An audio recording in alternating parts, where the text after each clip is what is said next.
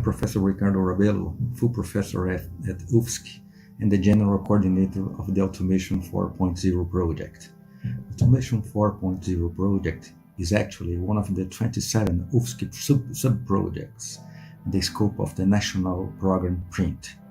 Automation 4.0's fundamental goal is to establish, strengthen, and foster international cooperation as a means to improve and to consolidate our knowledge in the general area of Industry 4.0, mainly in the manufacturing sector. The Automation 4.0 project focuses on control theory, automation, and computer science directly to the following sub-areas: artificial intelligence and agent-based systems, intelligent and autonomous cyber-physical systems, including robotics, Internet of Things and Industrial Internet of Things, industrial networks and wireless communication, industrial instrumentation, process control, embedded and real-time industrial systems, service-oriented and cloud-based systems, big data, and related middleware, and systems integration and interoperation. The project is composed of professors from UFSC and a number of international institutions. At UFSC, we are about 40 professors from 3 graduate programs, namely Automation and Systems Engineering, which leads the project, Electrical Engineering, and Computer Science. Internationally, our network currently involves 38 high-level professors from 30 universities of 14 countries from North America, Europe, and Oceania. Besides the research itself, expected outcomes from this wide cooperation in Industry 4.0 includes better people training at undergrad and graduate levels, creation of a stronger students' entrepreneurship culture in the form of startups and spin-offs, and to improve our technical expertise towards strengthening the cooperation with industry and the innovation ecosystem. You are quite welcome to join us.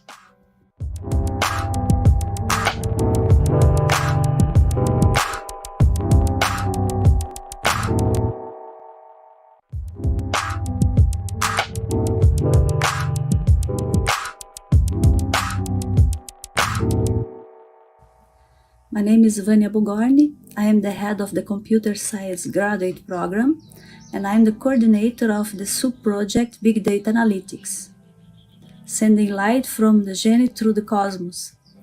This project has as objective to develop new algorithms for big data analytics, for applying on several different application domains, going from biology to physics to any kind of domain.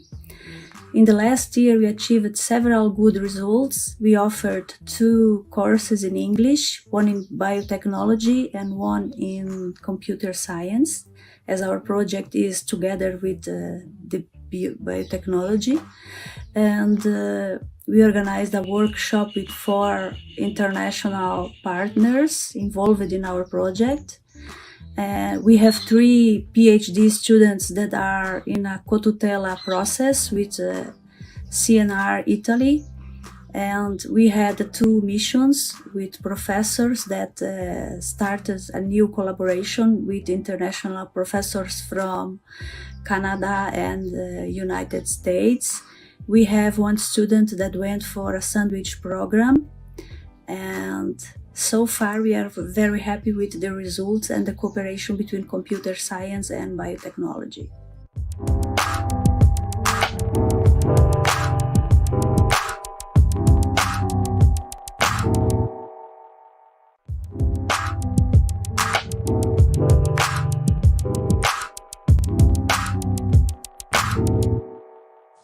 O título do projeto é Internacionalização da Matemática e Integração com Física e Engenharias. Coordenador Daniel Gonçalves.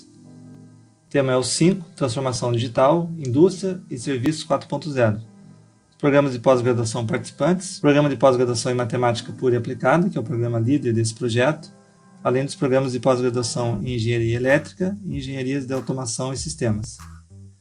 Esse projeto tem como objetivo principal a internacionalização do Programa de Pós-Graduação em Matemática Pura e Aplicada da UFSC, além da sua integração com outras áreas de conhecimento, principalmente Física e Engenharias. Para atingir o objetivo do projeto, é importante uma constante colaboração dos grupos de pesquisa do projeto com pesquisadores do exterior, líderes em suas áreas de pesquisa. Os assuntos a serem estudados são voltados a problemas atuais, importantes para a evolução do conhecimento em matemática, e também nas aplicações em áreas afins. São diversas instituições parceiras desse projeto, em países como Alemanha, Austrália, Áustria, Canadá, além de Espanha, Estados Unidos, França, Itália, Japão, Suécia e Suíça. São centros com vários pesquisadores renomados na área de interesse do projeto.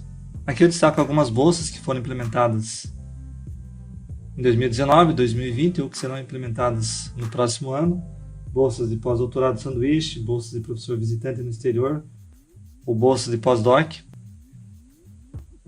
Como resultado direto desses auxílios, foram vários artigos publicados, grupos de pesquisas formados ou consolidados, além de uma melhora significativa na qualidade de teses e na formação de alunos dos programas de pós-graduação envolvidos.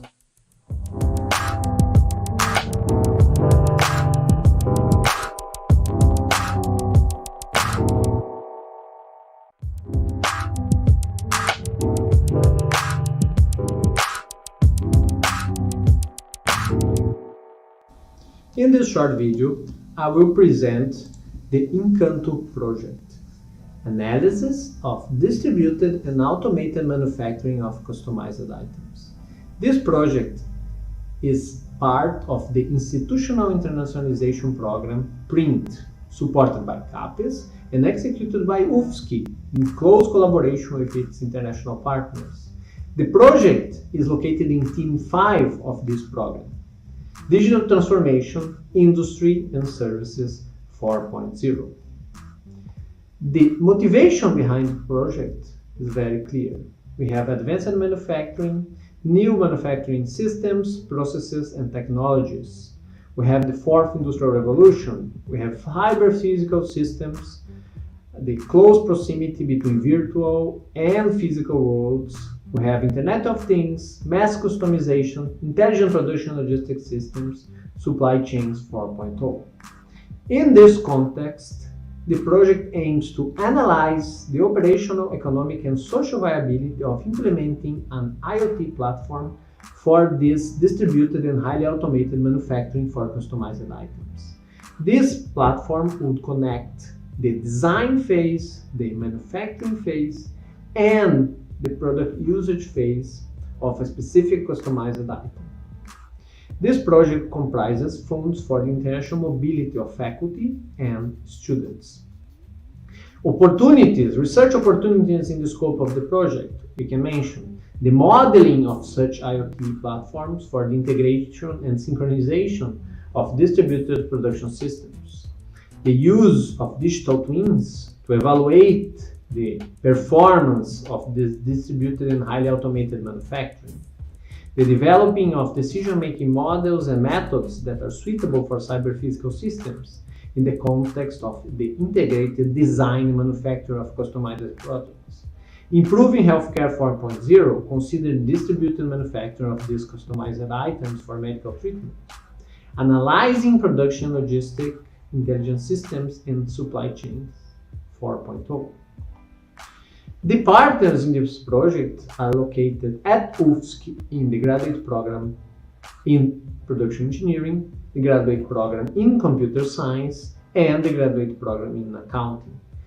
The international partners of this project are located in several countries, in Europe, in the United States, Canada, also Chile.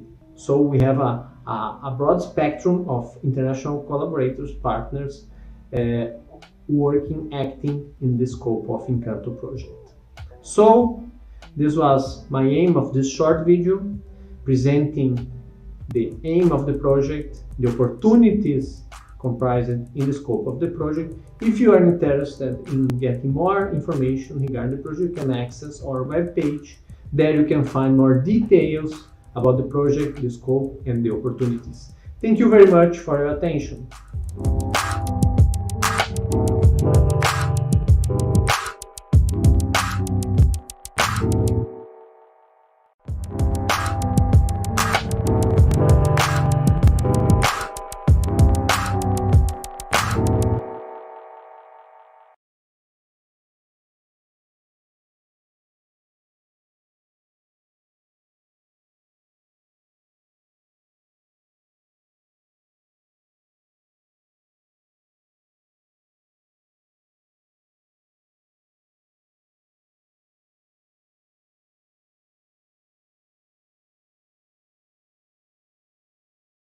Alexandre.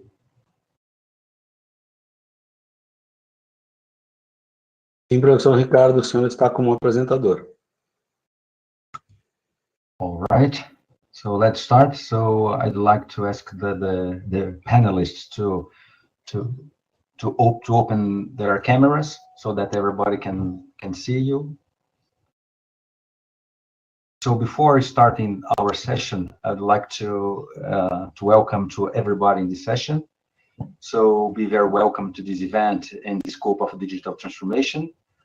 So the main subject of this event is actually twofold: to discuss the needs and the skills that current and future engineers are required to have to more effectively help companies to handle the challenges brought up by the Industry 4.0 and digital transformation, and how engineering courses in 21st century universities could or should be somehow transformed accordingly. So this event is organized into two parts. In the first part, there will be a plenary talk of 20 minutes to be given by Professor Klaus-Dieter Tobin from Germany. After him, 4 panelists will also give a talk. They are Professor Luis Camarinha Matos from Portugal, Professor David Romero from Mexico, Professor Birajara Moreno from UFSC, and Professor Enzo Frazon from UFSC too. This initial part is planned to take about an hour. In the second part, these panelists will start a discussion between them about their visions and experiences, where the public can also participate by sending questions via the YouTube. Questions can be written in Portuguese, if it was the case. This is planned to take about 30 to 40 minutes. On behalf of our university, we'd like to thank you very much for having so kindly accepted our invitation, as well as for having booked some time to share your visions and knowledge about a problem Brazil so much needs to improve to face the challenges brought up by the 4th Industrial Revolution we are currently crossing. So hope you enjoy that. So from this moment on, I'd like to invite Professor Klaus-Dieter Tobin to share your slides and to start your talk.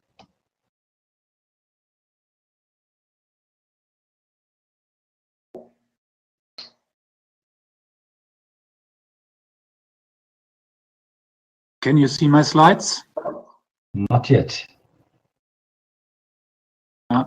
Sorry.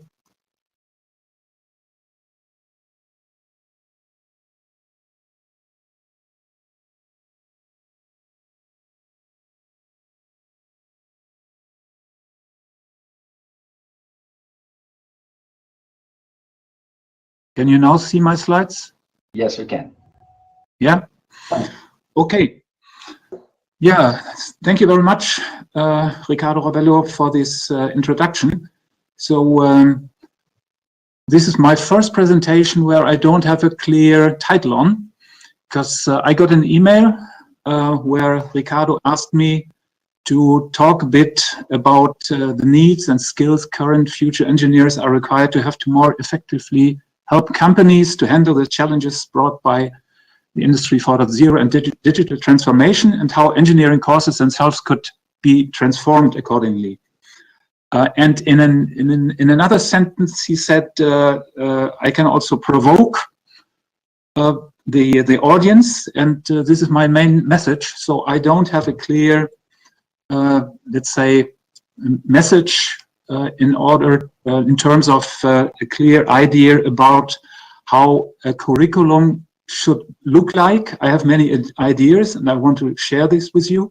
And I don't have a clear, let's say, concept which I want to sell regarding the needs from the industrial perspective, but also from the engineering students' perspectives. So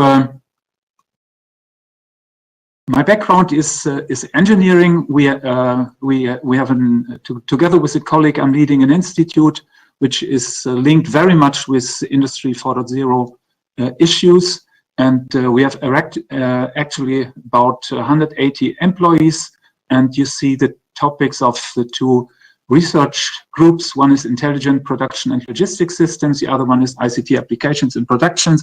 And you can imagine that most of our projects are dealing with the topics of today's session here. So in our institute, we started right up from the beginning to focus not just on the technology. And this will be also part of my talk, because I think we have to consider organizational issues, technology issues, methodological issues, as well as qualification issues at the same time. And we should not anymore focus on isolated topics like technology, especially the lessons learned from many projects we have with medium-sized companies here at BIBA. We have learned that we need an integrated and holistic view in all the things we are doing also with industry. So I will start with slides some of you already know. This is just to make modifications. So this is a concept we developed years ago, but it's still valid, and it's not yet fully adopted by the industry, because in the past companies were providing parts and simple products. Now we have to provide benefits and profit for companies. And this can be achieved by providing extended products, as we call it, or a better known term is product service systems. And this is a big change, which has been discussed in academia for years. But if you talk about these issues with industry, many people in industry still don't know what are the consequences and what is the impact for their work and for the structuring of their work. So an important element also which affects the industry is that in the past we had very, let's say, simple structured processes. You see it here on the left. We had structured and mostly linear standard processes, and this has been transformed meanwhile to what we call semi-structured cooperative complex processes. And this is again very, very challenging for many people to understand and to imagine the consequences which this have for their daily work and also for their future. And the next slide shows how the companies were transformed in the last years, or let's say in the last decade. So for years we had very simple, stable socio-technical systems. Now we have to deal with complex, unstable socio-technical systems, and which we call ecosystems. Again, many industries, especially medium-sized companies, they don't understand what does it mean for me? What is the consequence for the design of our organization? So one example, here you see a tractor on the left side, and this tractor has been transformed. And if you see the big tractor providing companies, they have transformed their business to smart products and to connected products. Now they have to offer, or they have to provide a system which is an element of a so-called product service system, and a system of systems, and the tractor is just one element out of this. And here you see the complexity. And complexity is a very, very big issue, and especially if we deal with students. And we learned that this type of complexity is a big challenge for companies, but we also face the problem that this is a big, big issue for our students. And the next slide shows, just as an example taken from a European project, where we had the goal to build an IoT open innovation ecosystem for connected smart objects. And we had car manufacturers with us. For example, BMW was with us, Volkswagen was with us, and many other companies. And it was a big challenge for all the different members in the project, mainly engineers, to really understand the complexity of all these elements in the ecosystem. And to my understanding, we have to deal with this complexity, because this will be a big challenge also in educating people, but also in transforming the industry. So I just take here one example. I'm not going into any details. So it's very difficult if we talk about the future of engineering curricula, what are the right topics we have to teach? So I just take here one example, how to make products smart and using big data. So this is an isolated topic. We have classes on this, and we can train students in using some of the methodologies, in applying some of the tools. But what is the value of this knowledge later on? And this is more and more challenged today. So here is a slide showing sorry, but my screen is a bit, I can't see everything.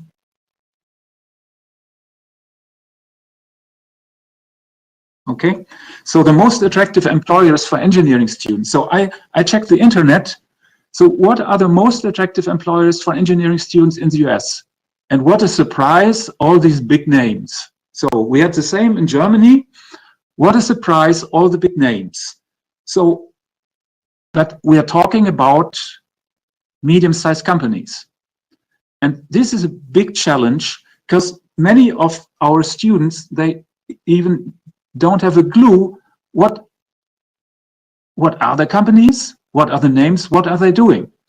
And here's another slide. Unfortunately, I have only a German version. And this is very special maybe for Germany. The majority of the engineers and the majority of the workers in industry are not with the big names. In Germany, we have a very strong medium-sized companies. Medium-sized in Germany is, as we understand it, is between a turnover, yearly turnover between 50 million euros up to 3 billion. And we have many of these so-called hidden champions. So Germany is full of medium-sized companies which are completely unknown to public and completely unknown to students. And just a few of them are a bit bigger, let's say, and provide products in the B2C market. The strength of the German industry, for example, is very much in the B2B. So this is not at all visible. And so the problems of these companies are not visible for students. And this is a big challenge, what we faced also in our education meanwhile. So is there still a one best way? When I was a student, and the professors, they told me when we were asking, so what should I do? So what about making a career? Oh, that's very easy. You should visit all my classes. You should make your master's thesis and your bachelor's thesis with my group, and then you will apply with this company, and then it's a job for lifetime. This is gone. This is gone forever. This does not exist anymore.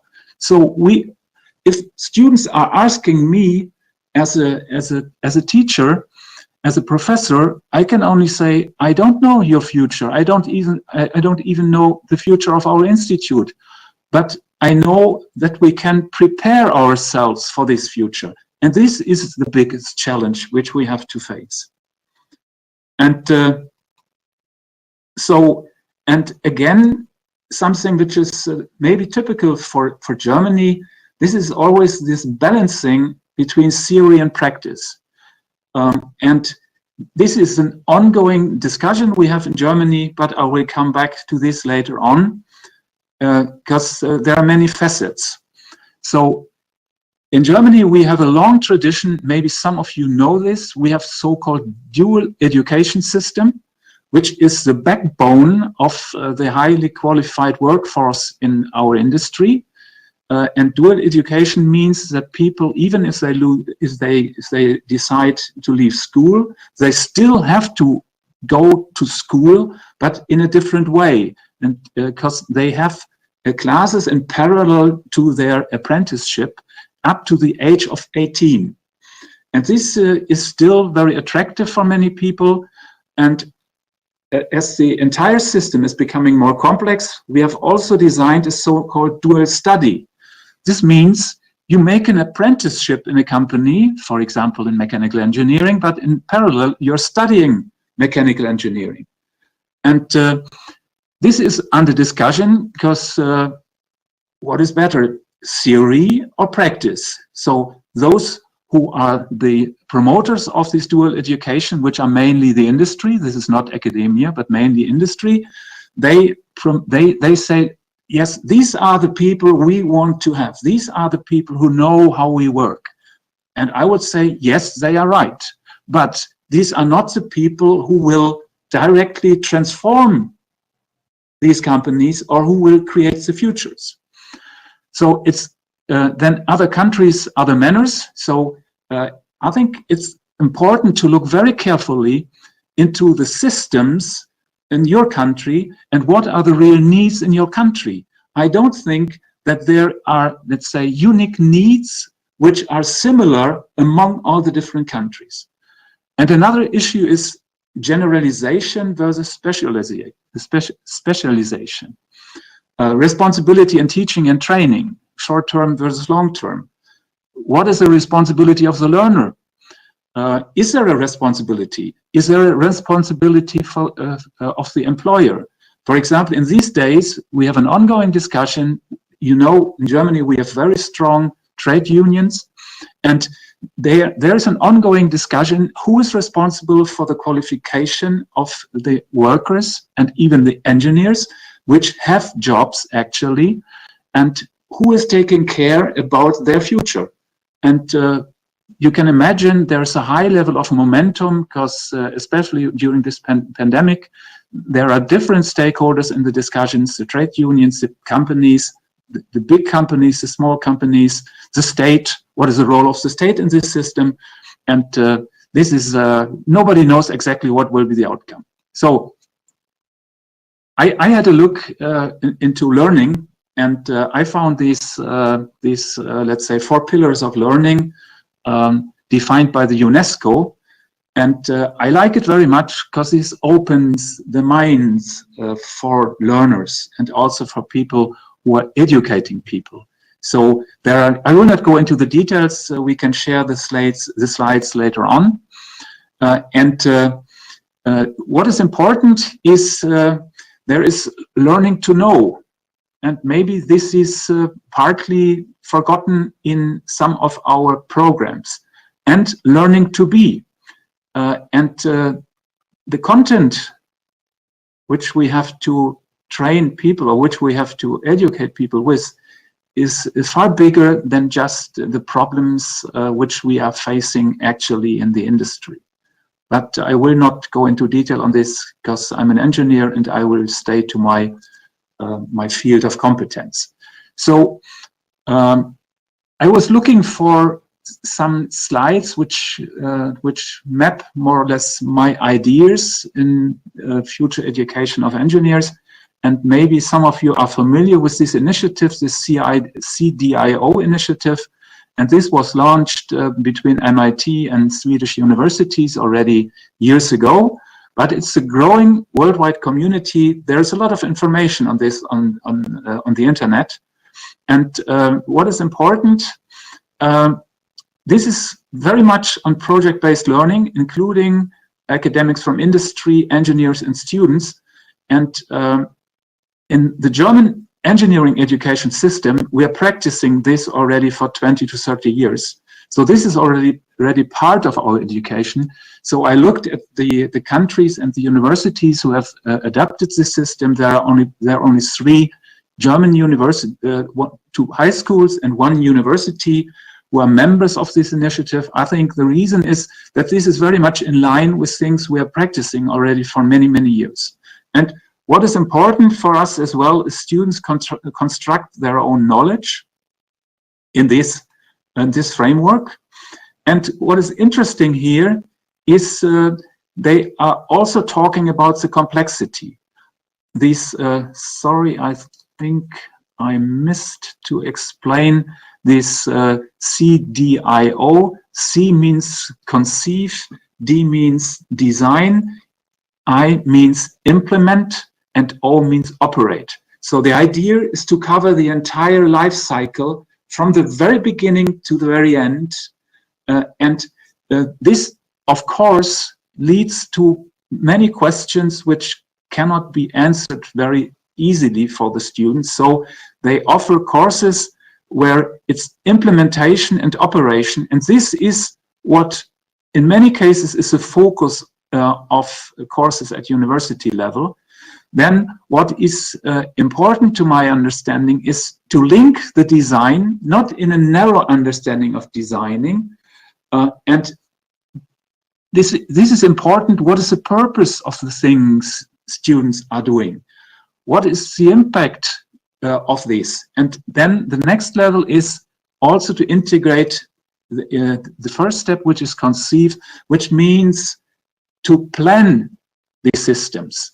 And only by this complex perspective, people can gain a holistic understanding of the, let's say, complexity, what is Industry 4.0 about, and what is meant by these product service systems.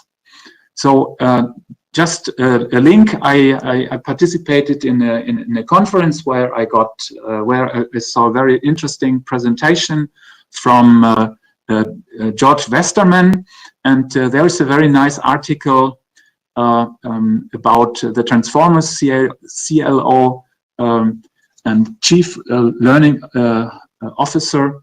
And what is interesting for me, the goals they are addressing here is from developing skills to developing mindsets and capabilities that help workers to perform well now and adapt smoothly in the future.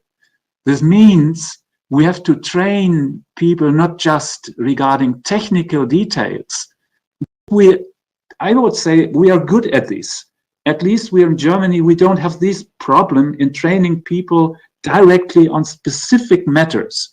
The challenge is to talk about the integration, to talk about the future, to talk about the transformation, and to provide information to the students. What is their role? So conclusions. One best way approaches, to my understanding, are too limited and will fail. So I don't believe in this overall, let's say, recipe how to train our people. And there will be no all-in-one engineer suitable for every purpose. This was the dream of the industry for many, many years. And we have to train people in terms of ecosystems instead of, let's say, this buzzword, one size fits all. And my last points are, what I learned also during this crisis is how to thrill, how to inspire young students for our topics, how to make them aware what are the real needs of industry. And there are many other questions of how to. I don't have an answer. And the last thing I want to mention is this is a very, very tough discussion we actually have in our faculty. And we have achieved, meanwhile, in the Faculty of Production Engineering, where I was a dean for the last 5 years, we have decided to make an entire redesign of our engineering curriculum. And we have already project-based learning, we have already all these elements, but most probably we will make a total redesign of all the engineering courses, of all the classes, and we will integrate, for example, mathematics, mechanics, machine elements into process-based learning, where we try to integrate and show the relevance of knowledge in mathematics, of knowledge in mechanics to the students by experiencing it right up from the beginning in the master course. And this is the message. I hope I have confused some of you. Hopefully I have also inspired some of you. Maybe you have got the impression that this is a hot topic also for me. This was my intention, and I hope that we have a very lively discussion later on. Thank you for listening to me. Thank you very much, Professor Klaus-Dieter Zobel, for a very insightful talks and points you have pointed out. So you have the opportunity to talk about them later on. So then I'd like now to invite Professor Luís Camarinha Matos from Portugal to provide your talk. Thank you very much once again, Professor Luís Camarinha.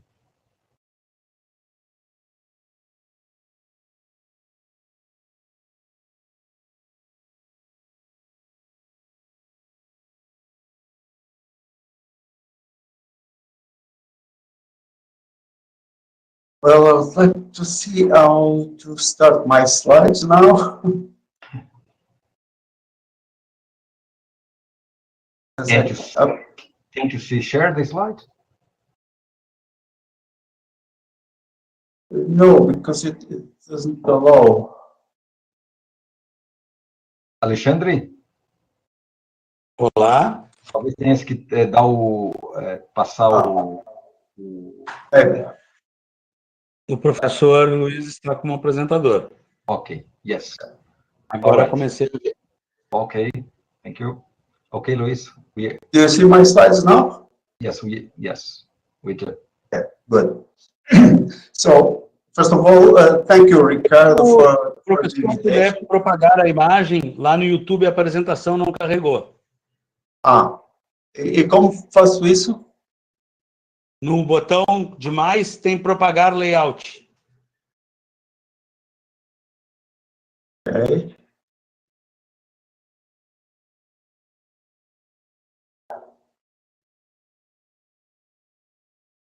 Sim.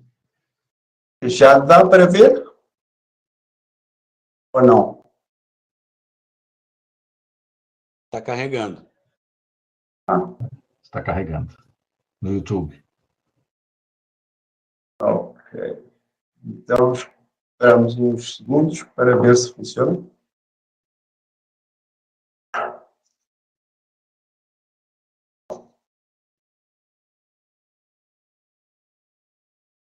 Ainda não está carregando.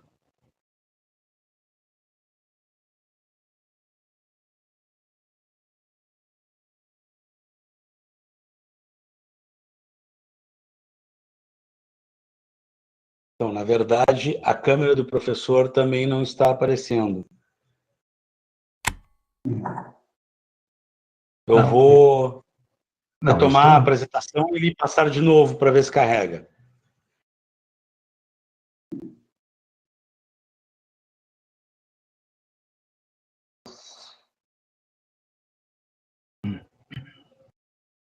Agora você está de novo como apresentador, professor Luiz. Sim. E agora, carregou?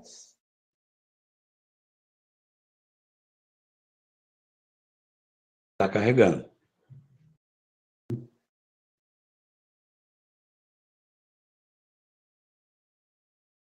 E nesta plataforma vem os slides ou não? Sim, na plataforma sim. No YouTube é que ainda não. Ok.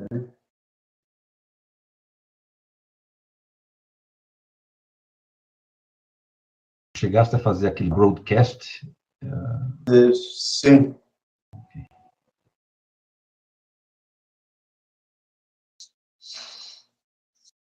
Está carregando ainda.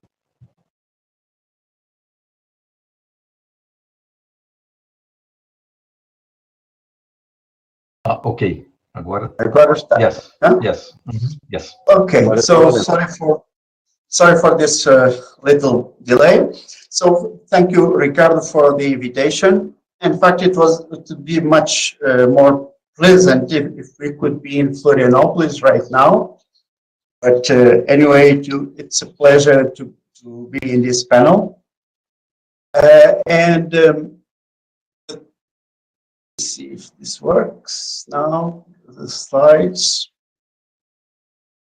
So the topic that we are discussing about Industry 4.0 and digital transformation, in fact, these are terms that represent a convergence of initiatives and technologies that come from several years and that have been active in different parts of the world.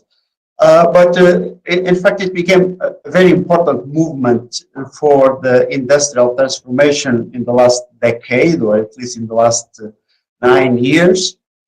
And as a consequence, we can also see that this became a kind of Me Too movement in the sense that many people or many sectors that were in different areas of engineering and technology, because of the the fashionable appeal of these terms, became very interested in claiming that they are contributing to Industry 4.0 and digital transformation and so on, which is important as a, let's say, a motivation to cause change.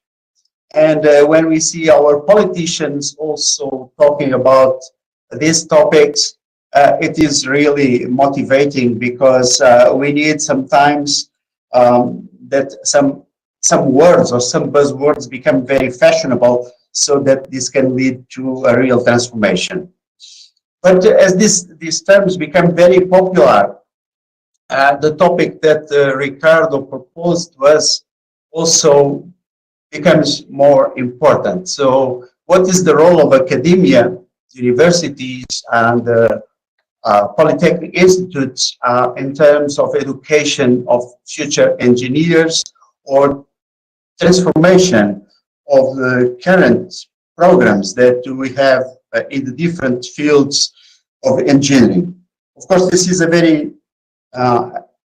comprehensive or very extensive topic that we cannot address fully in this panel. So I took just a particular position, that is to address the needs, or some needs, for the digital transformation part of it. And from my point of view, in addition to what is the specific subjects addressed in each field of engineering, being it electrical engineering, mechanical engineering, industrial engineering, automation engineering, whatever, I believe that all of them, to be able to address challenges of digital transformation, they would require a good background in computer engineering. That means if we consider the classical three levels of education, that it means the bachelor level, the master level, and the PhD level. For instance, at the bachelor level, I would think that it is important to introduce to all engineering students some key topics that allow them to understand what are the bases for the digital transformation processes.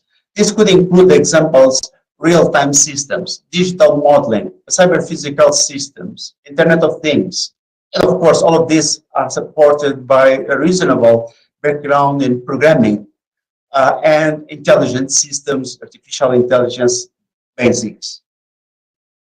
Okay, the problem is, or the challenge is, that the introduction of these subjects in traditional engineering courses or programs, in fact, will require some fights at the university level, because all traditional courses are, of course, full with their programs, with all the subjects that are there for many years, and it's not easy to find a place to introduce new subjects. So a big challenge ahead of us is that we do not have usually a blank canvas where we can design a new engineering program.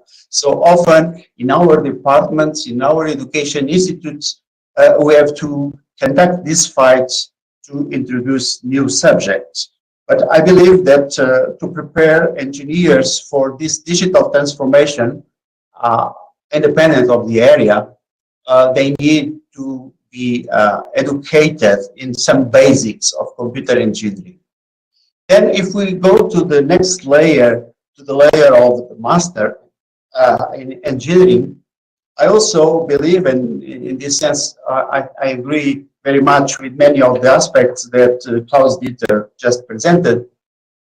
I believe that it is necessary to provide future engineers with a systemic or holistic and integrated view, and an integrated view of all dimensions involved in Industry 4.0 and digital transformation. For instance, in this slide here, you can see 6 typical dimensions that often appear in the literature, and some of them are related to the infrastructures, of the industrial systems, and others are related to the product and the new visions of the product. So I believe that for all, it's important that future engineers have a good understanding of all these aspects or all these dimensions, and not just a partial understanding of one particular point. I also believe that it is important to give students awareness that the world is becoming very networked or hyper-networked. Therefore, we need to consider networks, and more specifically, collaboration among members of networks, which leads to the topic of collaborative networks, as an important pillar of all these dimensions. For instance, if we consider the first dimension, that is the vertical integration at the company level, we can observe a transformation from traditional monolithic systems or monolithic views of the different layers of the enterprise into a different view that is networks of autonomous, intelligent subsystems, intelligent machines, and humans all together in a network operation. So if we go to the horizontal integration, this is the more traditional view of supply chains, value chains, is where it is more obvious that we have networks and we have collaboration. If we go to the product, to the engineering, we need also to consider collaboration among departments, collaboration with the customers, and more than that, we need to consider the full life cycle of the products and the participation of different networks with different actors or different stakeholders at the different stages of the product life cycle. Another topic that is often mentioned is the acceleration of manufacturing and the introduction of the so-called exponential technologies. This means that entering in the industrial sectors of a new set of actors that were not so usual in these domains, especially in manufacturing, like people from artificial intelligence, from additive manufacturing, from sensing, from cyber-physical systems, and so on. And we need to also consider these new actors and new forms of collaboration that are brought in, again, by the new technologies like virtual reality, augmented reality, mobile computing, and so on. In terms of the digitalization of products, of course, we all understand the needs to educate our students to understand the importance of digital models, but also the importance of smart products and the fact that these smart products are built by a network of stakeholders in which each entity adds partial value to the product. So it's a kind of stigmatic form of collaboration. Finally, for the new business models, we can talk about aspects like co-creation, co-innovation, local enterprise, servitization, that Klaus Dieter also mentioned before, hybrid value chains. So all these new or emerging business models strongly rely on the notions of networked and collaborative perspective. So I believe that our future engineers need to have a strong basis on these aspects. But one important thing is we should avoid to fall in the trap of having new technology courses for each new fashion technology. In other words, our students should be educated to understand the cycle of evolution of technologies and to understand that technologies evolve very fastly. And for instance, this hype curve of Gartner is a very interesting concept to give to the students. So we should avoid this gap, and instead, when we think about the transformation of our courses in terms of topics to introduce, we should think more of the foundations. So some examples that I could suggest, again, under this perspective of giving them some background in computer engineering to understand digital transformation, I could mention like systems integration to give them a systemic perspective, collaborative networks. As I mentioned, I consider it as a very important pillar in all 6 dimensions. Data analytics and machine learning, that is a very important subject. Distributed manufacturing systems, simulation, in addition to other more classical topics like robotic systems, smart manufacturing, and of course, all the typical subjects of each program, if it is mechanical engineering, industrial engineering, automation, or electrical engineering. Then finally, at the 3rd level of education, PhD level, I also I consider that this is an extremely important mission for the universities, that educate engineers, is to train doctors in engineering. And in addition to the typical research work that PhD students do to perform their thesis, I also believe that it is important to have in the PhD programs additional courses designed to give these high-level students specific skills. These skills are, of course, different, but related to digital transformation, I could also mention again things like advanced topics in collaborative networks, advanced topics in robotics and manufacturing, advanced topics in industry information systems, entrepreneurship methods to help them to understand the value creation and how to create value out of research. And as a support for all of this, it is fundamental that our PhD students get a strong background in scientific research methods and techniques.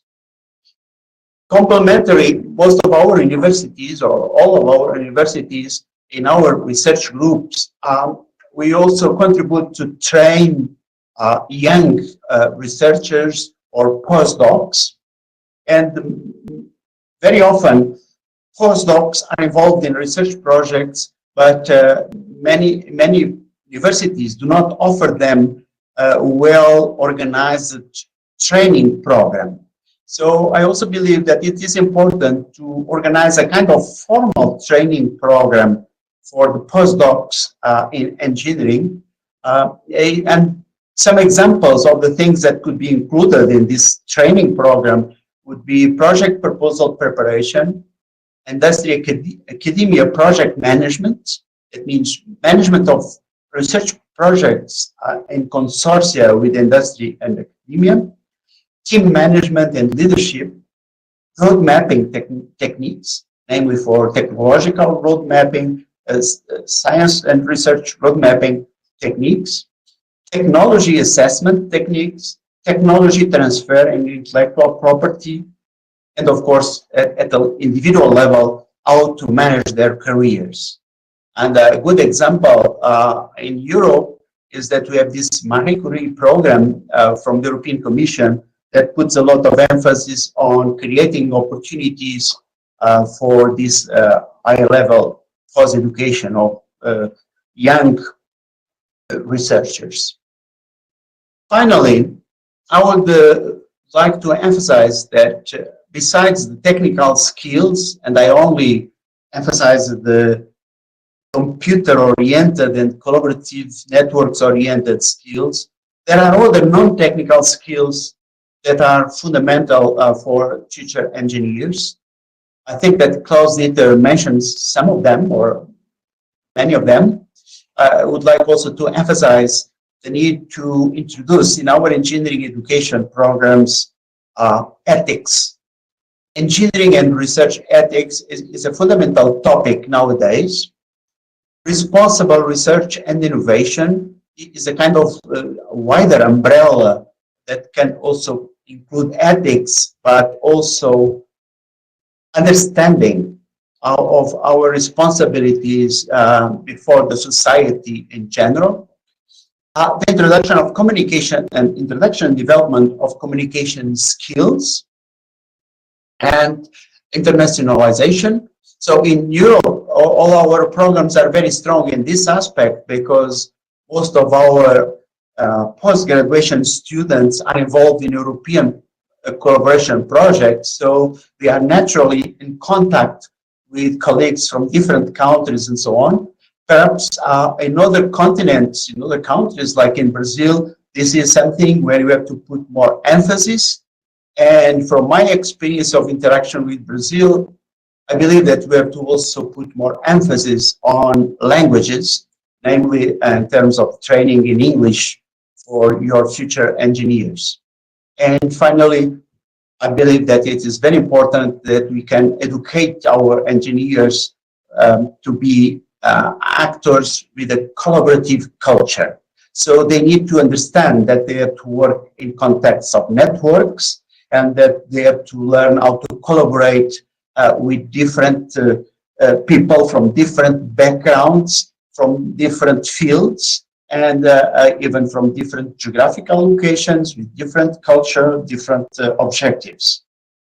And my last message is that our students should also be made aware of the main societal challenges that emerge every day in the time that we live. And one example is just this United Nations Agenda for 2030, where they identified a very important set of challenges that are driving a lot of research and development activities around the world. But giving this conscience of the importance of addressing not just our technical things, our technical developments, our algorithms, our electronic systems, our mechanical systems, we have a responsibility before the society, and we have to understand our role in the society and the scope of these bigger challenges. So this was my message about this topic. Thank you.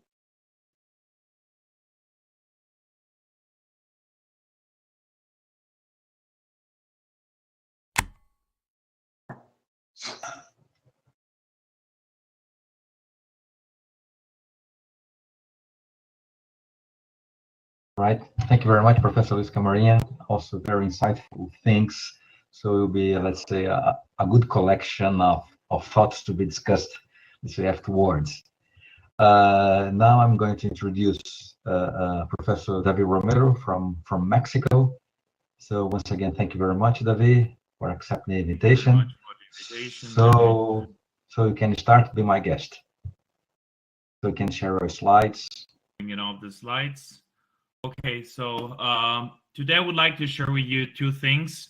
One, I have together with Klaus the opportunity to work in this foundation, call it the World Manufacturing Forum. So last year we developed a report on skills for the future of manufacturing, which I think is very relevant for our discussion today, to share with you what came out from this study that we conducted.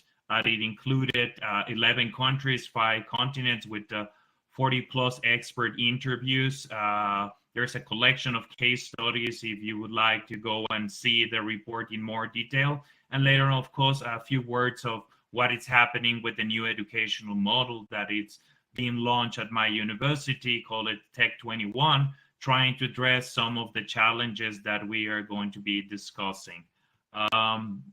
So let's start just with a couple of numbers and the challenges that we have ahead in terms of the famous skill gap, right? And what we're seeing nowadays, there is a big discussion about the lack of focus on training, the lagging of educational system, particularly there's still this vision of dirty working place in when it comes to manufacturing jobs. But of course, this has been changed. Actually, factories are extreme clean places. The huge opportunity that we have to bring underrepresented populations into the workforce. Think women, particularly in manufacturing, we need to take more of the value that they can add. There's a lot of reports that say that actually if we achieve gender equality, that would represent 2 points of the GDP of a country if we are actually being more inclusive about, using the talent that we have in our female engineers in the different industrial sectors. And also these put us to think in the different situations that we're seeing nowadays when it comes to skill shortage or skill gaps or skill mismatch that we need to address. So, I think the biggest, if you look into the different reports, Manpower Group, for example, around the world that I have been seeing, the number of companies that are not finding the talent that they need, right, with the required skills, have been growing over the years.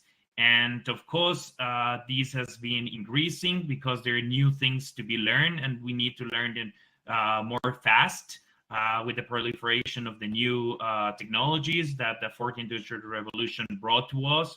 Of course, automation, robotics, artificial intelligence is not taking our jobs. These technologies are not taking our jobs, but are changing the nature of our jobs and the tasks and the type of tasks that we need to do within those jobs. And as a consequence, a lot of the job profiles are evolving, are becoming obsolete, changing, emerging new ones, which are requiring us to change very fastly our skill sets. And those skill sets are not technical, but also are social, as was mentioned.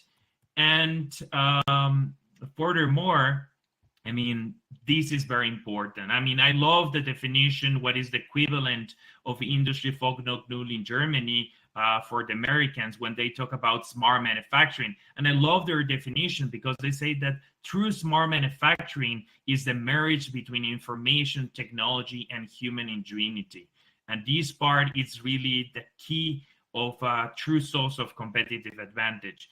Any company with the right, resources, financial resources, can buy the technology from any technology vendor, but it's really your humans, your smart and skilled humans in the shop floor, which are the ones that are able to convert that technology in a competitive advantage.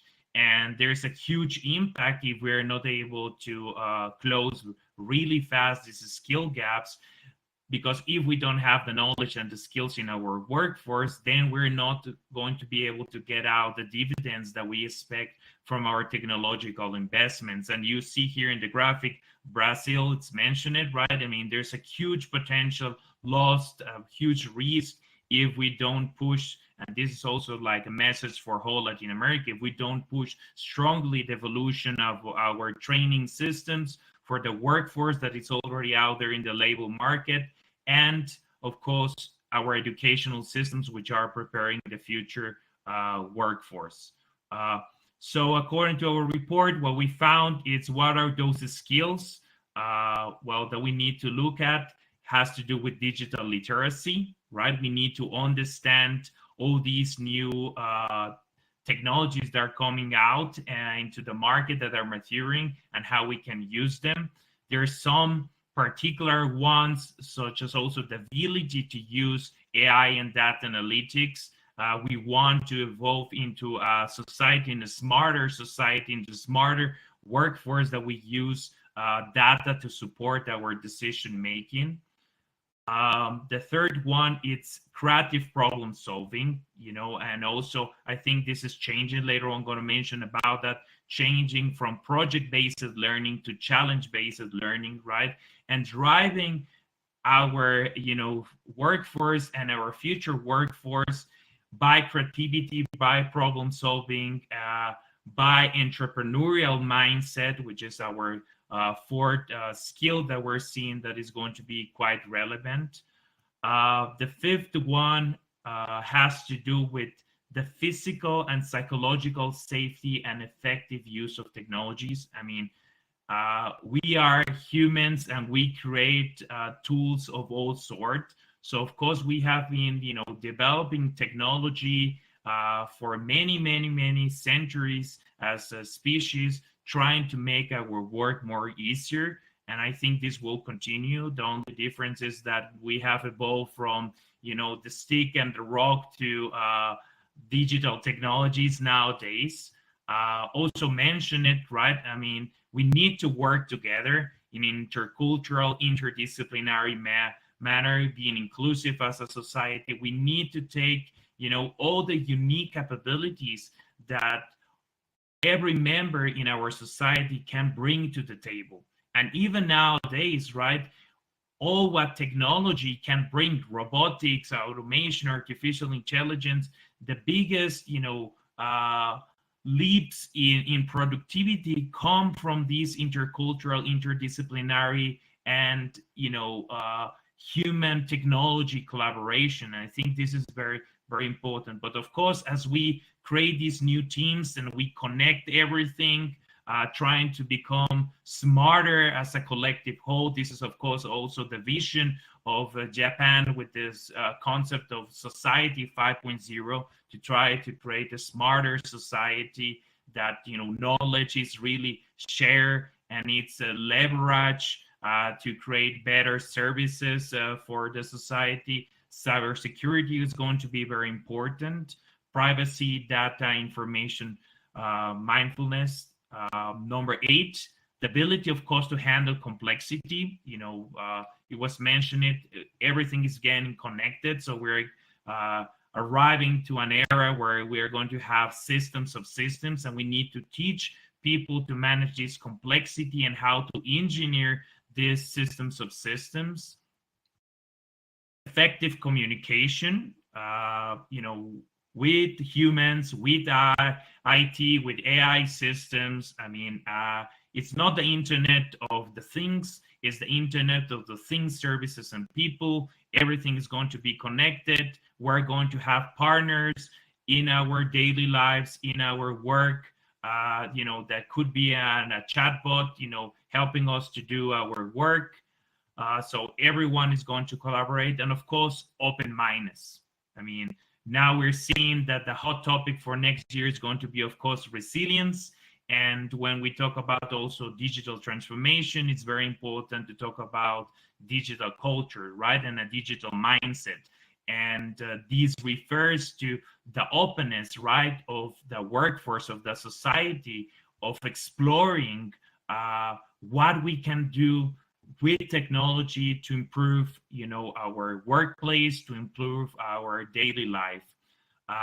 So this brings me to share with you a couple of emerging roles that we're seeing in manufacturing.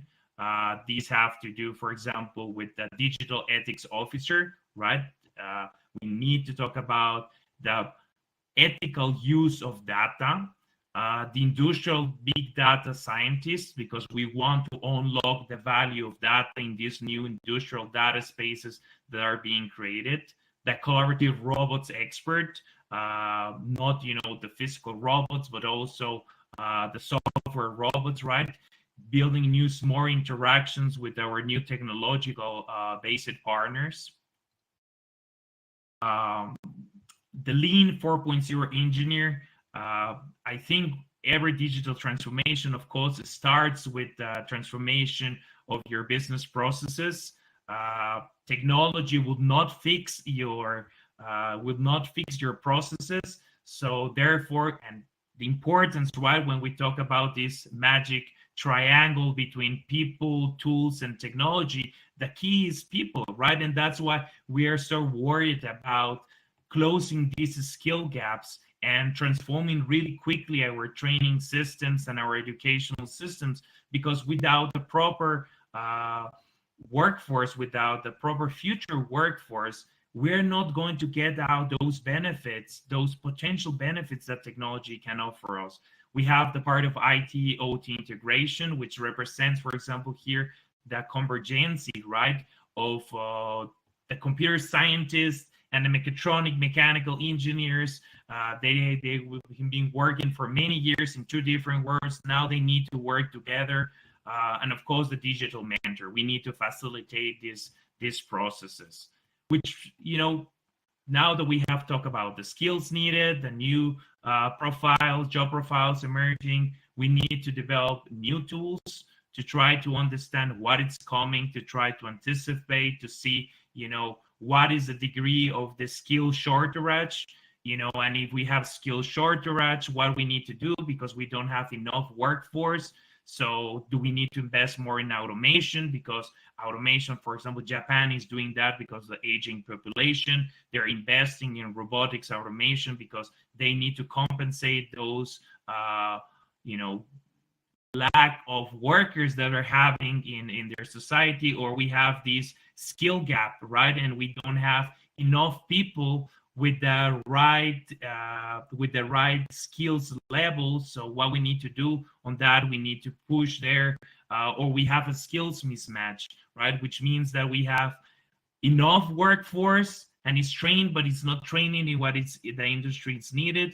So for me, in this case, I always talk about that we need the CURE, right? The CURE stands for cross-skilling, upskilling, reskilling, and expert skilling. And this will also depend on what is the situation in your country, what is your situation in your company. Do you have a skill shortage, you have a skill gap, or you have a skill mismatch problem? And depending on that, you will need to apply a specific skill development strategy. And this skill development strategy need to be, also innovative. We need to accept. I think the medical doctors have been done it very well for many years in terms of the education. It's the new era. It's lifelong learning. We need to continue learn all the time. We need to find new ways to reach people when it comes to different platforms for learning. We need to make hands-on the learning. We need to come back to what Germans have been doing for many years, to apprenticeships, to recognize also as a society the value of technical education. We need, to sail a boat, you need captains and sailors. So not everyone can be captain. So what is the right mix between doctors, masters, engineers, technicians that we need to have in a society to be able to sail the boat of our economy? And of course, as we talk about Industry 4.0 technologies, how we also can use those technologies to make more exciting the education process. So here's some specific examples, right? I mean, in terms of different initiatives, depending what are your objectives. I think you can read faster that I can speak, but you see what we need to do in terms of upskilling, reskilling, or training our future workforce, right? And many points, for example, when it comes to education, have already been mentioned. We need to revise our curriculum. We need to think in new degrees. We need to make more hands-on the education. I think theory and practice both are important, but as always, the challenge is in finding the right mix. And what would be, the recommendations that we can provide? We need to create a manufacturing market with a lifelong learning mindset. We're here to continuously learn every day. We need to increase the investment in the workforce education to reach the full potential of the new technologies, as was already discussed. We need to enact policies to promote monitoring, to promote manufacturing workforce education and training, right? I mean, we need to invest in that. We need to create incentive for that, for people to continue be trained and to be redeployed. We need to excite people to pursue careers in manufacturing. I think this is the best time that we can have as I will be a student. I would say this is the best time to pursue a career in engineering. Shop floors, supply chains, warehouses, everything is becoming amazing with all the new gadgets that you're going to be wearing or interacting with. We need to develop new profiles with technical expertise complemented by the generalist know-how. So we're seeing more of these T and E-shaped models as part of the way of shaping our educational curriculum. The use of technologies to innovate the delivery of education and training. Support the social mobility through manufacturing, because we're a powerful industry that contributes a lot to the GDP of the countries and therefore to the prosperity of the society. We need to ensure the relevant skills are being taught, right? So this is, we need to give perhaps human resources department what used to be just a human resources management, right, and needs to be now human resources strategic planning and management, right? We need to look into the future, give human resources department more strategic tools to anticipate the needs of talent of the company. We need to elevate the values I was mentioning of vocational technical education and training pathways. We need to do this a lot in Latin America, because the best thing that can happen in a family is that the kid becomes an engineer, right? A prestigious engineer, right? But I think technicians, as in Germany, right, it's not a technician, it's less or it's more than an engineer. It's not that a PhD is more or less than a technician or an engineer or a master's. Everyone have their own role to contribute to a sustainable, socially sustainable industry, And lastly, we need to foster collaboration to address the skills development needs between academia and industry. We need to do this. And just to finalize, because if I don't talk about my university, I will get into problems. Because of these, we have accepted that the new mega trend of education, it's learning to learn, right? So we think that it's not any longer sufficient to have a curriculum based on project-based learning. Now we're having this new transformation of our educational model that we call Tech 21, and we're moving to the idea of challenge-based curriculum, right? So they will be forced to learn by different means. And of course, also that means that we need to provide more flexibility to the student, which also brings to a change in the relationship between the student and the faculty.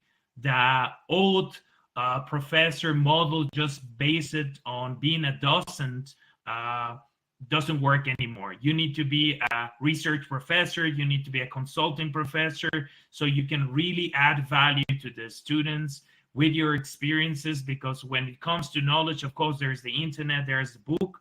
So we need to change our relationship and tell the students that university is just the beginning of a new learning journey for their future professional careers.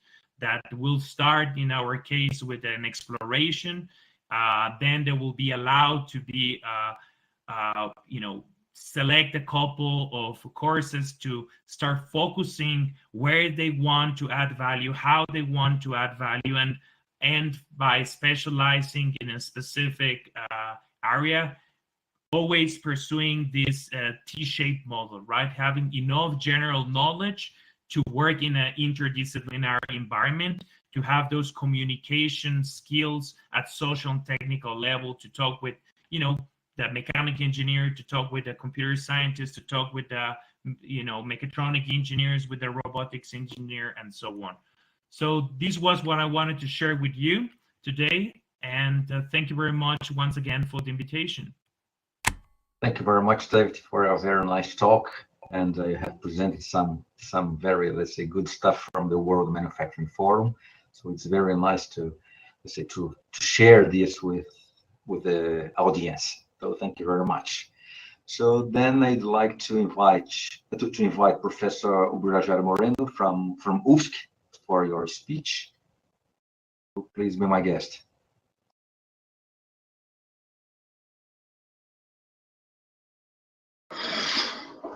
Okay, is running YouTube?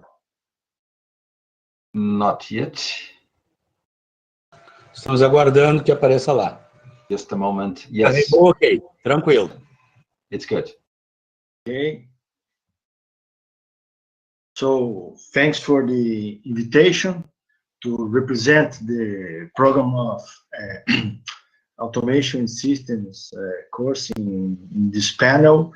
So my point here is to introduce the concept of artifact and see what this concept could put some light in these important questions in the education of the engineer of the future. So the title of this short talk is Industry 4.0 as an Artifact. new challenges for human-machine interaction and education. This study was a part of my sabbatical that was funded by CAPES Print last year in the University of Paris-Saclay. So I made a search on the internet about some images or figures on Industry 4.0 and digital transformation. And I found these images. There are many others very close to this one. And what is for me is interesting in these images, in these graphics, is that the role of the human is not very clear in this digital transformation. We don't know if we will share the decision-making process, or we are just applying these tools or monitoring these tools. It is interesting to see that we interact by using the hands. This is very interesting. And sometimes with cell phones and tablets and so on. And another thing that's interesting in this visual presentation is that the digital future is blue. The majority of the images are in blue and black. And then I pursued this search, and then I found that this is the preferred color of the tech industry to present their brands, so dark blue and black.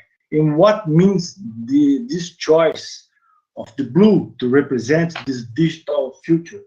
So there are some concepts and emotions related to blue, and I will keep in all these emotions and concepts the intuition, freedom, imagination, inspiration, and intelligence. So, and keep in mind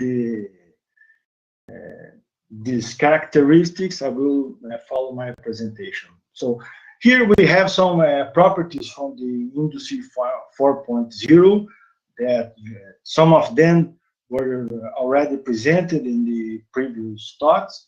So I will talk about them again because I will use these concepts when I will talk about the education. So the major properties, or the most important properties in Industry 4.0 are the questions regarding the network structure, integration, interoperability, virtualization, so the role of the digital twins, the customization, the term smart, that is related to the human-machine decision-making, the concept of autonomy of the equipment, so we will have cyber-physical systems with the capability and the skill to make decisions, and also the question of collaborative intelligence.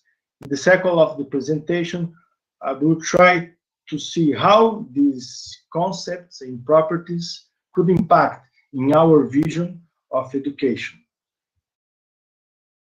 But let me introduce the concept of the technological artifact. So this is a concept that is from philosophy, and in philosophy is a traditional studies from technology. The artifacts are simply defined as objects made intentionally in order to accomplish some purpose. And they must have three properties. They are intentionally produced, they involve modification of materials, and they are produced for a purpose. In the case of the modification of materials, nowadays we have some systems that we could classify as an artifact, but actually they do not involve the modification of materials. They are systems. So we have systems that could be classified as artifacts. But how this notion of artifact could help us to understand the impact of the Industry 4.0 in our society. So the role of the artifact is classically divided in philosophy in two main purposes. One is called normative. So the artifact as an instrument, a tool. So we design a tool, an instrument or equipment to interact or to make something in the world. This design is made with a purpose, to make something. But the second role of this artifact is a consequence of the usage of this artifact. So the usage of the artifact actually constrains our action. So once this artifact is created, our action in the world will be performed by applying these artifacts. And these artifacts, they have constraints and they have possibilities. But the fact is, once this artifact is created and applied by the human, we start to think through the artifact. So when we visualize the action that we must or we want to perform, we start to think with the help of the artifact. So now what is possible and what is not possible is given by the possibilities of these artifacts. So the humans could start to use these artifacts in their cognitive practice. So we start to think our action considering that we will act in the world by the artifact. More recently, we have also the concept of the extended mind by Chalmers. So the mind in this concept extends beyond the brain and the body. It encompasses the environment, and in this environment, we have not just other people or nature, but we have also the artifacts. So these tools, these technological tools like smartphones, computers, and so on, are parts of our cognitive action, are parts of our mind. Some say that there is a extended consciousness when we use this kind of artifacts.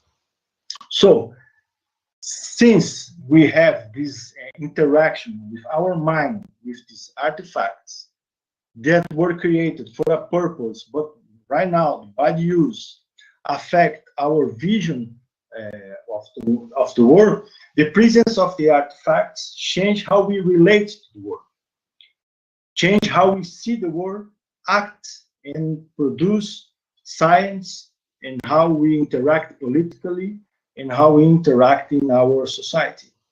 So considering that the Industry 4.0 is a technological artifact, actually there are many technological artifacts that integrate in the Industry 4.0. My point here in this presentation is that the Industry 4.0 and the digitalization process that we will experience will change our perception of the world, will change the way we think, and will change the way we construct knowledge, because knowledge is constructed by experience and by analysis. But this experience will be affected by all these technological artifacts that constitute the Industry 4.0. So we will look at the world in a different manner. Now, bringing back the properties from the Industry 4.0 and now thinking as an artifact, the question now is how to think education in a 4.0 perspective. Since we will see the world in this paradigm, how this paradigm will affect education. There are many effects in education. Are they all desirable or not? So networking is important, integration, interoperability, customization of the formation of the engineer, virtualization, so when acting in equipment in a laboratory, is this equipment real or virtual? This human machine decision making, this is smart. How we will consider this in the formation? What about autonomy and collaborative intelligence? So, regarding these properties of Industry 4.0, we have some issues to address in education. The first one, I think, is the question of human-machine and human-human interactions. In many papers, we see that there is a claim for an anthropocentric vision of the human-machine relation. We could also extend this anthropocentric to an ecocentric vision. So how human and machine will share decision, they will interact. It's good for the human, this interaction. We will preserve our characteristics that we would like to preserve. What about the balance between intuition and analysis? So the question of correlation and causality. Today we are applying artificial intelligence or machine learning to a lot of problems, but sometimes we are nowadays more connected to questions of correlation than to causality. So for causality, we need to understand the process, the relation cause-effect, not just the statistical properties of correlation. What about the decision-making? How we will construct systems where a human will take a shared decision with a system? The case of airplanes is very, very important today. Where is the control of the human? How far we will go with the human decision and how far we will go with the system decision?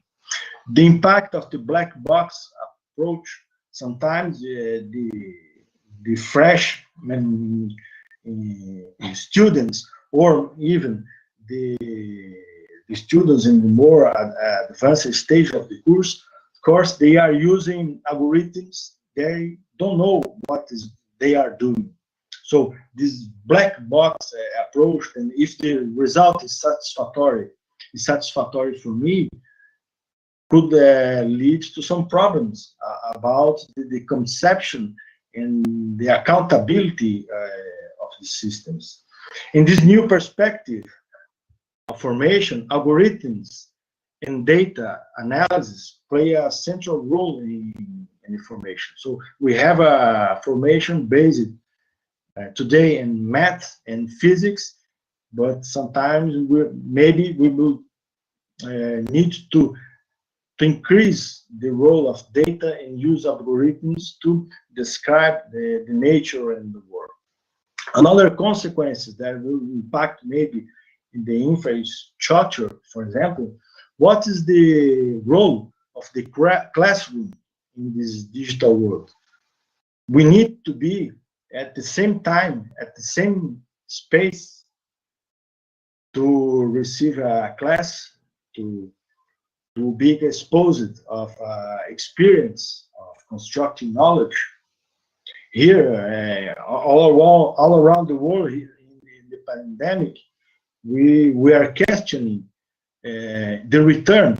How important is or not the conception of a classroom? Another paradigm from the Industry 4.0 is the product-driven process. Now, who is driving the process is not the teacher, is not the institution in this view. Who is driving this process is the student. And we must think about the decisions made by the students in this process. What's the meaning of a curriculum? What is the meaning of a master-disciple relationship in this digital world? Could augmented reality and digital twins be applied to the formation of new engineers? How these artifacts will change our relation with the real world? And we could not forget that we are treating with social technical systems. So the students must have the instruments to analyze the relation of what they are producing with society. So for me, one important point that was pointed out by Professor Camarin and Professor Romero is the question of ethics. I think that ethics play a central role in the formation of the new engineer. So to evaluate the impact of the products and process in society, in the individual in nature, not just the benefits of the profit, but also how these new artifacts could affect humanity in a whole sense. To think about common values and rights. So we are now tackling these questions when we discuss about AI.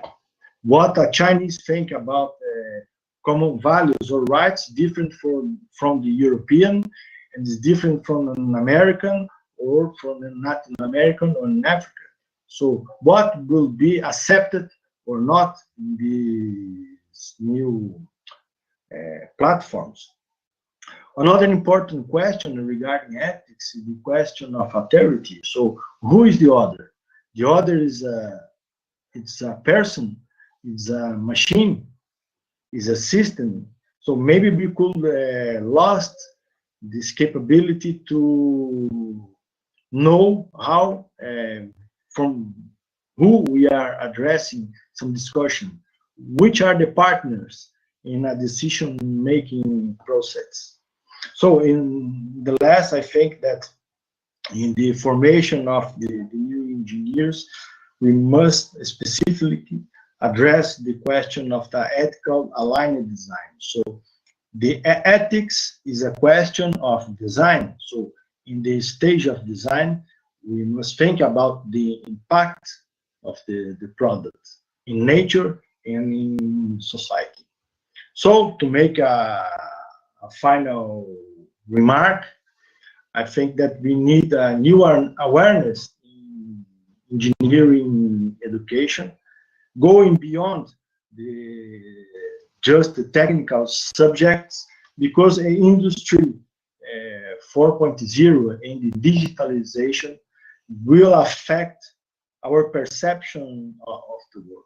And we must be aware of this consequence to take the good results from industry 4.0, what is good, and to avoid the bad consequence. But to do that, I think that we must discuss in the engineering formation what is to be human and in which will be our place in nature. So, thank you.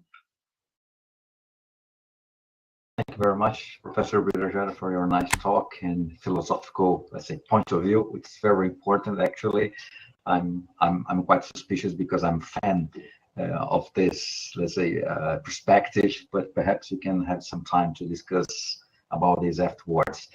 So then, finally, I have the pleasure to introduce Professor Enzo Frazon from the Department of Production Engineering from UFSC. So thank you again, Enzo, for having accepted the invitation. So please, you can start. Just inform if you can see my screen. Not yet in the YouTube. Estamos aguardando, deve carregar. Yeah, all right. So we are, yes, we're ready. So you can start. So thank you very much for the introduction. It's quite challenging to speak after Tobin, Camarinha, Matos, Romero, and Birajara, but I'll try to do my best to, in 5 minutes, shortening my initial plan, to talk a bit about the role of academia in Industry 4.0. Basically, we'll provide some context. I'll talk about the competences expected from future engineers and how the university can support the building of these competences. So basically, I'm not talking about this again and again, but we have to understand that we are facing several challenges in this fourth industrial revolution. We have a broad range of technologies, the connection between digital and physical worlds, connected networks, integration of production systems, complex problems to be handled by the future engineers, data-driven decision-making, and all of this supporting industry competitiveness. So we have several barriers as well that need to be addressed. And one of them, and it was very good to hear the study from Professor Romero, one of these barriers are related to human resources. So how to create this future generation of, I would say, super engineers, because they need to be good in engineering and they need to have good skills as well in computer science and also good skills in social relationship. And can you see that's really a new kind of engineer? An engineer that you have to cope with very complex problems that are arising due to the new industrial revolution. So, which should be the focus? I would like to stress that the focus really would be in the blue part. I also am a blue guy, and I'm very happy to hear that Industry 4.0 is blue. This means that I'm well placed. So we should focus on the development of capabilities, creativity, empathy, communication, assessment, critical thinking, versatility. Because the red ones, the red capabilities will be taken, these skills will be taken by the machines because they can do it much better than us. So some prerequisites for this new engineer. First of all, a positive attitude towards the future. This is very important, and I always talk to my students just arriving at the university, you need to think in the future in a positive way. This is the first thing. Long-term orientation instead of short-term. You need to invest your time so that in the future you can perform better. Self-motivation, very important. Remember, this all prerequisites. We are then arriving at the humans at the center, and then we need to have a future engineer, a future professional that is flexible to adapt to the new challenges that are arising, that is able as well to handle different technologies. We still don't know, we still don't have a full picture of what will come in the future, so we need to adapt to different setups, different technology that will arise, and also complex situations. We have systems, and Professor Tobin explained it very well, that in the past everything was stable, and in the future everything will be dynamic and very complex. So, central thing for the future engineer, the future professional, is learn to learn. I recently heard this from the president of the board of FEG, Décio Silva. He said that during his time as the mechanical engineer at UFSC, the most important thing that he learned was how to learn, continuously learn. This is the main thing I think we should teach to our future engineers. So this slide, in Portuguese for sure, I present to the students just at the first semester. I show to them two options. First option, you can cope with the requirements and become a good professional. This is one option. The second option is actively search for competences, mindsets, and experiences which will prepare you to transform the future. And depending on this choice, you will take part in two different groups. The first group, the group of individuals whom will revolutionize industry, services, economy, and the society. Or you will be in the group of individuals whom will be affected, and most importantly, will be negatively affected by the revolution, which will be led by the members of group 1. This means that we need to actively search for competences, mindsets, and experiences which will allow them to take part in the group 1. There is, at the end, I showed to them, there is no option. You need to do your best to take part in the first group. So, which will be the skills of this engineer, the super engineer of the future?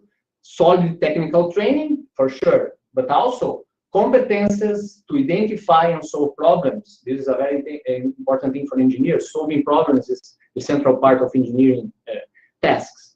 Ability to learn independently, keep up with technological advancements, concepts, technologies, methods, profit from opportunities. The university is a very interesting environment where the student can should really take advantage of the opportunities. Taking part in groups, scientific training, apprenticeships, projects, voluntary work, and very important thing to create during this time at the university, create a portfolio of achievements.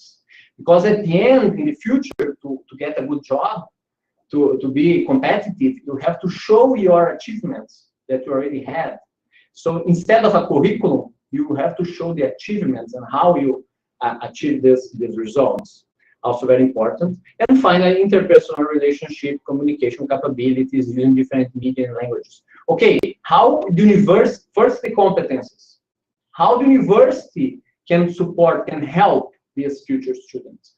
We first need to attract the most competent and capable individuals. There is a very huge issue of attracting engineering and computer science sometimes are not so attractive anymore for young people. We have to work on that, in my point of view, not only in Brazil, but everywhere. Provide a good environment where they can flourish. Support. University should be very supportive to these students. Mentoring is a very important issue in my point of view. Bring the industry to start mentoring the students still in the university. There are some initiatives on that. Foster curiosity and experimentation. So more general and now more specific. Keep the curriculum, the obligatory curriculum to the essentials. What is really important to provide solid technical training. Foster a systems-oriented training. This means since we will have to deal with very complex systems, we have to, since the beginning, since the university time, try to foster a systems-oriented view. Motivate project-based learning approaches. Place the student at the center of the learning process. This was explained by the presenters before me. And also, it's very important to stress, increase the availability of optional disciplines.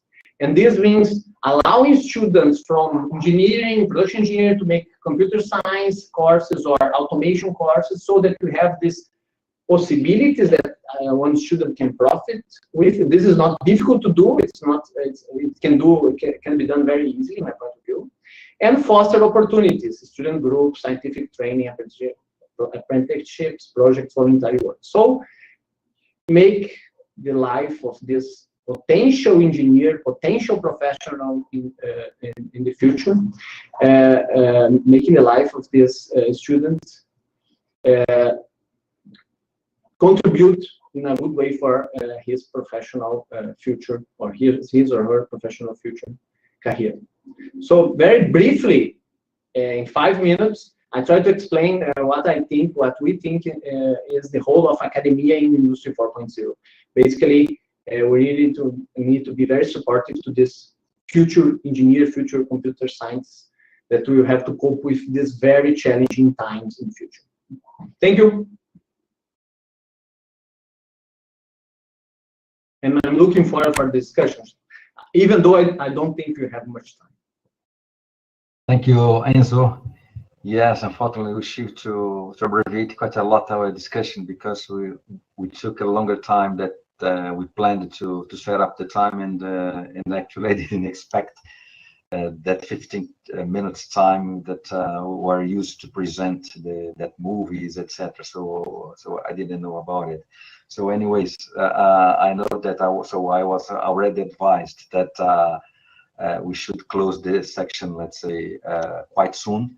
So my just proposal, so in a very pragmatic way, unfortunately, we should, let's say, follow the rules. I will make some, let's say, just some highlights from the 5 talks that you had, and then I would like to invite you, let's say, each one just to give a final word about this, let's say, this general theme and the general challenges, and then perhaps some let's say advice from you. Let's say you are very experienced people, let's say, which who have working on this area.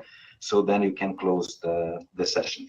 So then in this sense, first of all, the points that I would like to highlight, trying to make a kind of compilation from all of you, and perhaps this could be, let's say, a good hint for next, let's say, reflections about this. So it comprehends, for instance, the complexity. So I guess especially Professor Camarin and Klaus Dieter mentioned or emphasized quite a lot, and I think they were very happy to show how this in fact is important in the near future. I mean, for the future engineers. I guess that all of you have mentioned about the so-called holistic education, and well, it's a kind of nightmare, because there's so many things that new students should learn, so including economics, ethics, social things, sustainability, etc. And I wonder to know how many years, let's say, engineering course in the future should take perhaps 10 years to learn about all these issues. But for sure it's clear that from your points of view, how, let's say, how we should evolve from this, let's say, to provide a more, let's say, comprehensive background to our students, and not only from the technical perspective. So several of you mentioned about collaboration. I guess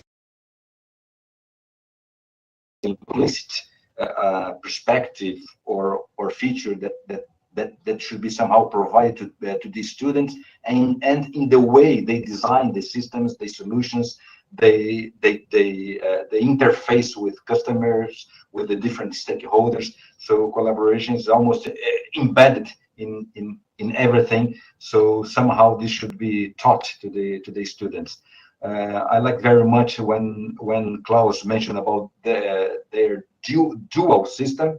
So I guess it's a very nice experience. Perhaps we can, let's say, take advantage of this to somehow learn from this, because, for instance, here in Brazil, this dual system to some extent exists, but well, for sure it should be improved quite a lot, because this dual systems is still separated so far. So it should work, let's say, more smoothly and integrated. For instance, and David mentioned about the, let's say, there's not enough people, so population is aging. In some countries, populations is even decreasing. So new competencies are emerging. The notion, or perhaps the re-evaluation of the vocational, say, tests perhaps is very important. Perhaps to cut the time, let's say, young people spend to try to see, okay, to which engineering course or even which profession they should follow. So because sometimes I could see that young people are somehow lost, let's say, in the middle of so many courses, so many technologies, etc. Learn to learn, I guess this is one of the must, and Enzo also, let's say, mentioned this. So how to teach students to learn how to learn. So how we should adapt our pedagogical methods to teach them about this. I like very much the thing that David mentioned about the challenge-based curricula. So perhaps it's linked to what Luis and Tobin mentioned as well, about, let's say, the way we have to construct the new curricula in terms of more flexibility, more integrated with industry, more collaboration, project-based. So students should be somehow challenged. I appreciate quite a lot, let's say, the philosophical perspective from Ubirajara. Yes, you are. I guess you are very right in my point of view, because everything to some extent depends on how we see the things. So we are somehow in the fashion of Industry 4.0, and sometimes it's quite important to stop and to see from, let's say, from a wider perspective what we are doing with the so-called artifacts, with the cyber-physical systems, technologies, etc., etc. And because behind of everything, we are there. So there are people, we are, let's say, somehow heading the wave and conducting the flow of the evolution. So to some extent, everything depends on our point of view. And all of you also mentioned about the ethics. I guess this is one of the must nowadays, ethics. And so how the information is set, because people are talking about, you know, real-time information gathering, etc., but sometimes they forget that nowadays, or at least from now on, this would be somehow almost forbidden. Lots of data from operators, shop floor, customers, etc., well, should be somehow forbidden to be caught. So how we handle, how we should handle this. And I like very much also when Enzo mentioned about, so perhaps this is quite linked to what's the role of the new university. Somehow is to give support, mentoring, etc., instead of only be, let's say, based on, let's say, hard skills or something like that. So before I finish and pass the word to all of you, I'd like to express my deep gratitude for your time. I know that your agenda is are impressive, are fully booked. So thank you very much for your attention, for your time that you have, let's say, prepared the material. So then I'd like to invite you in a very short, let's say, time to give, let's say, your last talk, or let's say statement to finish this event. So we can start by Klaus Toven. Yeah.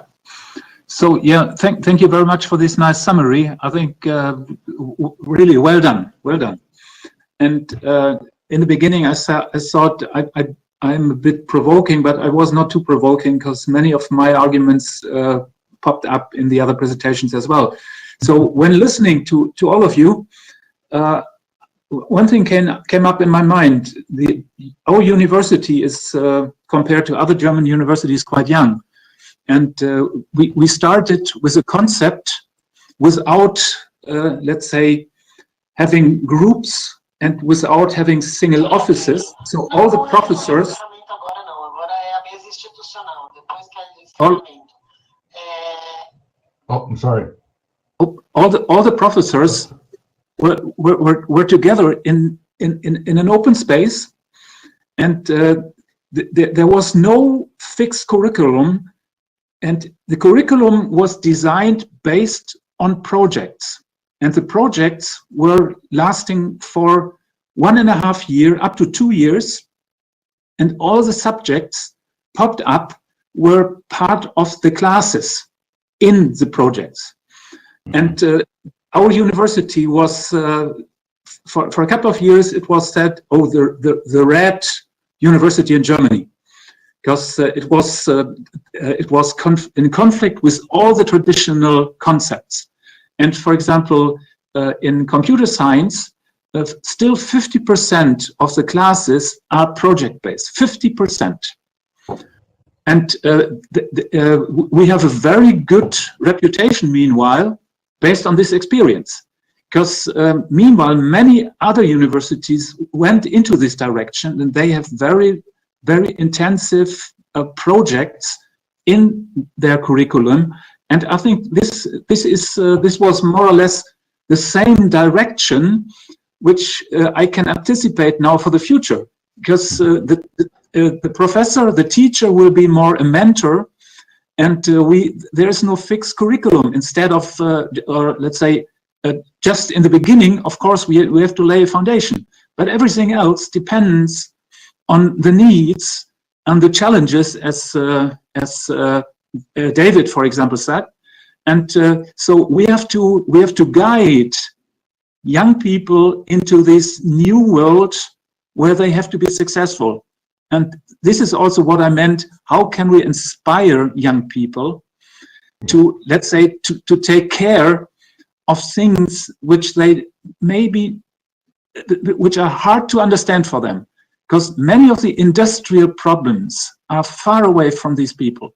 And we have to bring these talented people into these let's say, ideas into these dimensions and into these worlds, into these challenges. And this is, I'm still happy that this is more or less the outcome of this, because because this is also I'm totally convinced about necessary changes. And as I said, my last comment in my presentation was that we have started this discussion in our faculty, and I was very happy that there's a consensus between all the colleagues that we have to go this way.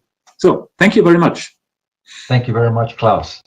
So Professor Luis Camarinha.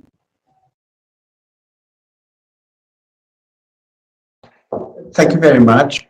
So I also think that we had a very good set of ideas that were, I think, quite complementary. Yes. And in general, I could agree with all of you. I didn't hear anything that made me react badly. So I think the ideas are all very interesting, very, very complementary. And if our challenge today was to assemble a group to create a new Industry 4.0 engineering degree, I think it would be a very interesting challenge. I think we would have all these ideas as a rich starting point. But what worries me more is not our capability to develop a new program. What worries me more, what I think it's a main challenge for most of our universities, is that we have existing engineering programs. And these existing, let's say, traditional engineering programs in different fields, for many years, they will continue educating people and launching in the market thousands of engineers every year. And the reality is that although we can find, let's say, pilots here and there about new initiatives, we cannot forget also the traditions, the bad traditions of universities, like departments, like owners of programs, and also engineering associations that in many countries are the ones that give the title or the right to have a job as an engineer, and that are quite conservative in terms of the titles and the programs. So I can imagine that for at least a number of years, we will have the traditional programs. So that I think that the immediate challenge for us is how to transform those existing programs. How can we modify them to make them more coping with the real challenges that we have? And I don't believe that we'll have only one type of engineer, whatever title we give it. I believe that we'll continue having different specializations of engineers. So all of them will need some transformation. And I believe this is a challenge for each one of us in the departments that we are with. So I think all of these ideas are very important, but we should not forget also the current reality and the need to transform what exists, because it is what generates thousands and thousands of engineers every year. So thank you, Ricardo, for the initiative.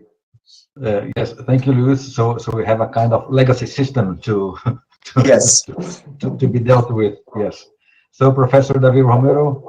Yeah, I mean, I will build up on the previous comments. I mean, yes, universities are one of the last standing, let's say, sectors in society or industry that have not been disrupted. We have been starting to be disrupted, and some universities have been resisting. I think it's beyond just, you know, revolutionizing our educational programs, our curriculum. I think we need to rethink what is a university, what should be a university to the 21st century. I think for me that a university is the place where we learn to think, right? And this is, more than trying to give a degree, a label, and say you are engineer X, right? What we need to do is to teach students to think, to learn. And actually, I would like to finalize, taking, Enzo mentioned it, taking also a quote. It is actually from Alvin Toffers, that he says that the illiterate of the 21st century will not be those who cannot read and write, but those who cannot learn, unlearn, and relearn again. And I think this is the role that we have as universities. We need to perhaps, go back a little bit to the old philosophy of the Greeks, right? And as I was saying, we need to teach our students to think, and we need to give them the tools to learn and to unlearn and relearn again. And I actually also, many of us were scientists, and I think that's what we are passionate about, right? I mean, that's actually what our PhDs, for example, mean, right? We have been trained to think using the scientific method, and we can apply to anything to try to discover new facts about nature, about systems, about people, depending from which, discipline you come. So that's my takeaway from this discussion, and also that's my homework for our audience. It's time to rethink what is the role of the university in the 21st century. Yes, by the way, I totally agree with that. So thank you very much again, David, for your presentation, talk and your time. So Professor Birajara, so your last words. Thank you. Just a last words. I think that the digital revolution will affect all the human relations, and a formation that is just a tech formation is not acceptable anymore for the society. So our stage of knowledge about the impact of the activity from engineering, and starting that point, not anymore acceptable to not address the question of the impact of our actions in our products and society. So society demand it from us. We must respond of this demand. Thank you. Yes, yeah, you're right. They should complement the new stuff on top of this. Yes, good. Thank you very much, Professor Birajara, for your time and for inspiring, let's say, lecture. Professor Enzo, please be my guest. Very briefly. I think my statement will help understand how we could change university for coping with the challenges of the 21st century. I think the graduate programs are capable, and I think we should start by revolutionizing the graduate programs. In our case, in Brazil, is master and PhD. Implementing these new things that we think are important for preparing the engineers of the future. I think we should start with the graduate programs, masters and PhD. So because the barriers are there, but are less tough than the ones from the undergraduate courses. And I think by showing the positive results that we will achieve, we will convince also the undergraduate courses to revolutionize, to work as the main force of change. I think this is my main message. And for sure, Merry Christmas and Happy New Year for you, if I don't see you in the next days. Thank you. Thank you very much, Enzo. So towards closing this session, I'd like to thank you, all of you, once again, and I'm sure it was very inspiring, because as Camarina said, there were several, let's say, complementary points of view, which is very good, at least when you are in university, so people can share different, let's say, visions, perspectives. So this is the university, so different, let's say, pieces of knowledges and experiences, visions, and I guess, let's say, we leave from this session quite, let's say, excited, let's say, to provoke new changes, new movements, and perhaps this is the most important outcome that you can, let's say, expect from an event like this. So we are eager, let's say, to make some changes. So once again, thank you very much, and I hope to see you, let's say, perhaps in the next panel. So, bye-bye. Thank you. Bye. Thank you.